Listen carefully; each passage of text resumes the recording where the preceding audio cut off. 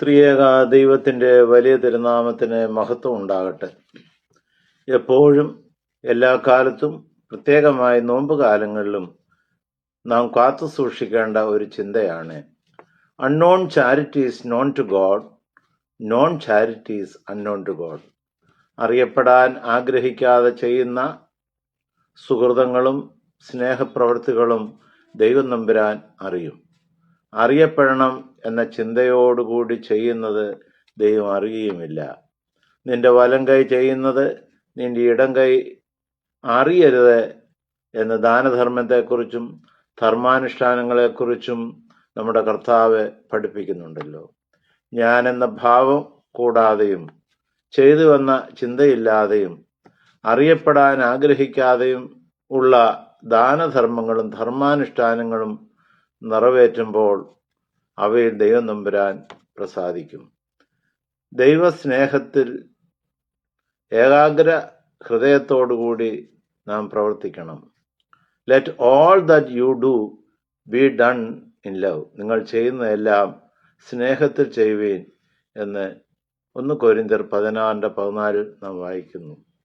നിനക്കുള്ളതെല്ലാം അന്നദാനം ചെയ്താലും സ്നേഹമില്ല എങ്കിൽ ഒന്നുമില്ല എന്നാണല്ലോ 1 കൊരിന്ത്യർ 13 നാം വായിക്കുന്നത്.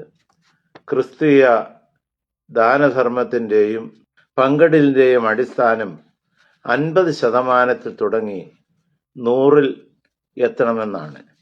10% എന്നത് യഹൂദ ചിന്തയിലും ഉപജീവനത്തിനും കാര്യസാധ്യത്തിനും വേണ്ടി സുവിശേഷം പറയുന്നവരുടെ ചിന്തയിലും പുതിയ നിയമം വേണ്ട വിധം അറിയാത്തവരുടെയും ചിന്തയിൽ മാത്രമുള്ളതാണ്.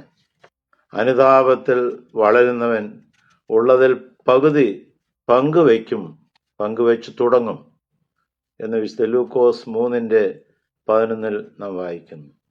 കർത്താവിനെ യഥാർത്ഥ അനുതാപത്തിൽ ആത്മാർത്ഥമായി കണ്ടുമുട്ടുന്നവനും സഖായിയെ പോലെ വസ്തുവിൽ പകുതി ദരിദ്രർക്ക് കൊടുത്തു തുടങ്ങും.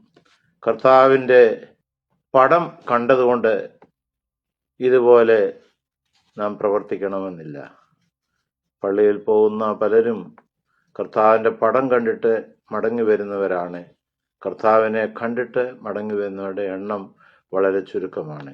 ഈ നോമ്പ് കാലങ്ങളിൽ സത്യ അനുതാപത്തിൽ എളിമയിൽ നമ്മുടെ കർത്താവിനെ കണ്ടുമുട്ടുവാനും അവനെ സ്നേഹിക്കുവാനും ആ സ്നേഹം മൂലം സുഹൃതങ്ങളും ധർമാനുഷ്ഠാനങ്ങളും അഗതികൾക്കും അശരണർക്കും ആവശ്യക്കാർക്കും പങ്കുവയ്ക്കുവാനുമുള്ള മനസ്സ് ഈ നോമ്പ് കാലങ്ങളിൽ നമുക്കവർക്ക് ലഭിക്കുവാൻ ദൈവം തമ്പുരാൻ സംഗതിയാക്കി തീർക്കട്ടെ എന്ന് പ്രാർത്ഥിക്കുന്നു.